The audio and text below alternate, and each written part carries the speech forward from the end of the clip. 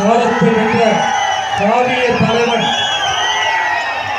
நாங்கள் தேவேந்திர குல வேளாளர்கள் என வரலாற்றுக்கு செய்தி சொன்ன வரலாற்று தலைவன், காலம் வளர்ந்த காவிய தலைவன், காலத்தை வென்ற கவினூர் தலைவன்.